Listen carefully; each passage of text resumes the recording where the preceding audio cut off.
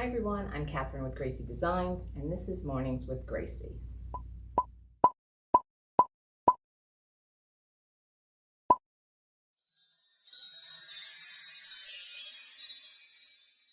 So today's video is going to be about counted cross stitch.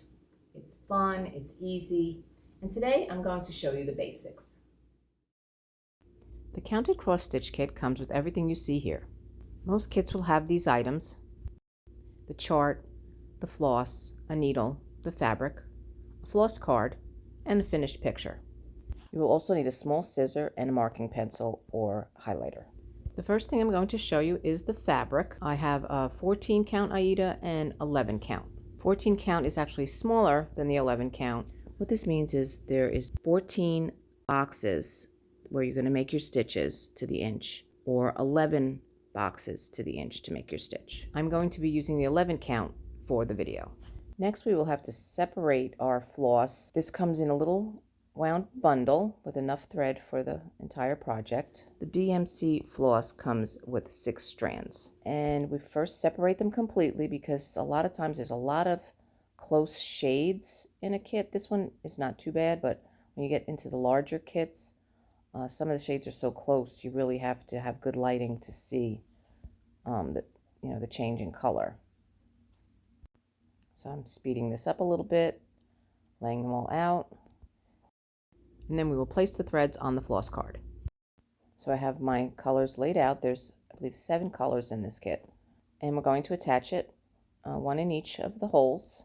And then we're going to label the colors. Here on the chart, you see the color brand, DMC, the number, little shade of color, the names are here, and the symbols. This kit does have 4 pink shades, so you want to put them together so you can see them better from light to dark or dark to light. We take the strand of thread and we fold it in half, and then we can attach it to the floss card. We put the loop in and then bring the other end through the loop, and we'll do this for all of the floss colors. Again, I'm going to speed this up a little bit and attach all the colors to my card. So while I'm doing this, I just wanted to say thank you for watching, and I hope you like my channel. And if so, please subscribe. And also put up a few short videos. If you get a chance, take a look at those. They were fun to make, and each of them are under a minute. Okay, so we finished attaching all the colors to the card. Next, we're going to label the card, marking the color numbers and the symbols to match the shades on the floss card. Again, I'm going to speed this up a little bit as I label each of the floss colors. I recently designed 4 counted cross stitch kits, and they'll be available for sale. I designed them for the beginner. I think they're very easy kits. And in another video for counted cross stitch, I'm going to show you what you can do with your finished design after you're finished embroidering it. And as you can see, this design has some back stitching in it. We are finished labeling our floss card. And now I'm going to show you some of the stitches that are used in counted cross stitch. So to begin our counted cross stitch project, we have to find the center of the fabric. We fold it in half, and then we fold it in half again, and that is where we're going to make our first stitch. Now I'm going to unfold it again, and there's our center. So I have my needle, everything's all set here, everything's labeled. We have our center on the fabric. Now we have to find the center on the chart. As you can see, we have 2 arrows, one for the center on the side and one for the center at the top. The first stitch will be right here at the stem. We'll look at our chart and we will see that the stem is green, 319, and now I'm going to take a single thread off of the card and just place my needle right in there in the loop and then just pull very slowly and it will come off the card. The design is worked 2 strands of thread throughout except for the back stitching, which is 1 strand. The reason I only pulled 1 strand this time to start is because I want to fold it in half and thread the 2 ends and keep a loop at the bottom. And I'll show you how we're going to fasten it onto the fabric. As you can see, I used the fold over technique to thread the needle. I did a short video on that as well. And there's my center. I'm going to come up through the fabric. And I'm not going to pull the thread all the way through because I have that little loop on the other side that I'm going to use. And I go back down through the fabric, making a diagonal stitch, turn over the fabric, place my needle through that little loop, and now my thread is fastened to my work. You don't want to make any knots on these embroideries because even if you press it, you'll still have little bumps in the back. So I try to keep everything as flat as possible. Now I'm going to finish my X, and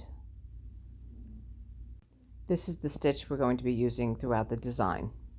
There's our first little X, and then we're going to come back through one of the tiny little holes, another diagonal stitch, and then come up again, cross over. Always make sure your diagonals are going in the right direction. If you're going from left to right first, always go from left to right first and then cross over right to left. Those 2 stitches are finished. Before we mark the chart, I'm going to show you how to take out 2 strands and how to begin the first stitch without making a knot.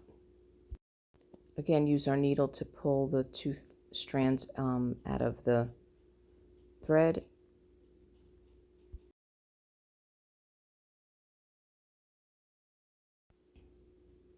We will thread the needle and come up the same way as we did before through the fabric.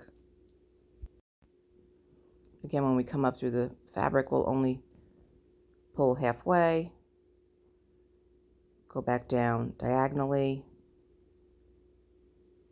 and then we're going to hold the tail end of that thread with our finger so it doesn't go through the fabric.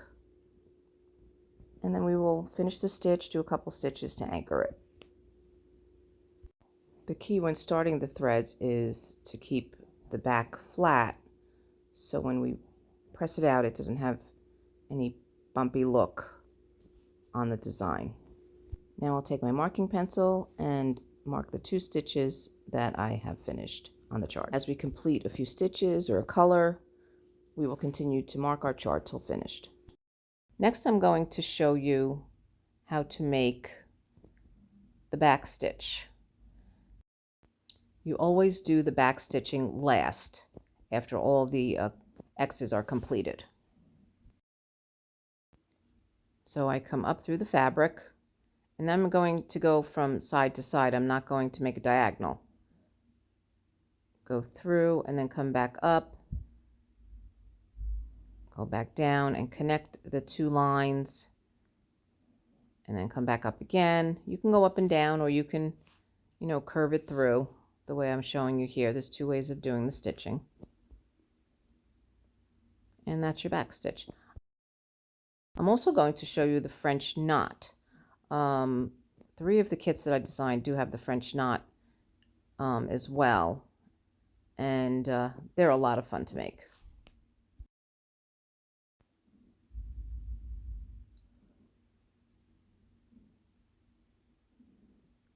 Come up through the fabric. And then you're going to wrap your thread around the needle twice.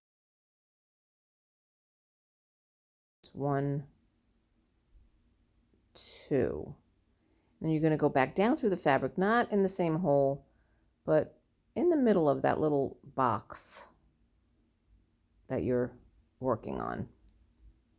And then you're going to pull it snug against the needle and then pull the needle through the fabric, keeping it fairly tight so it stays in the knot. There you have a little French knot. So these are the 3 basic stitches you will use on counted cross stitch.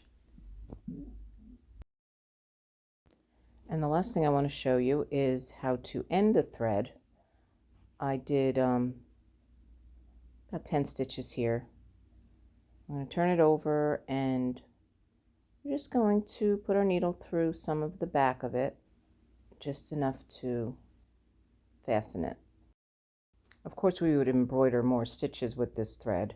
We still have enough to do that, but this is just to show you how it's done. And then we can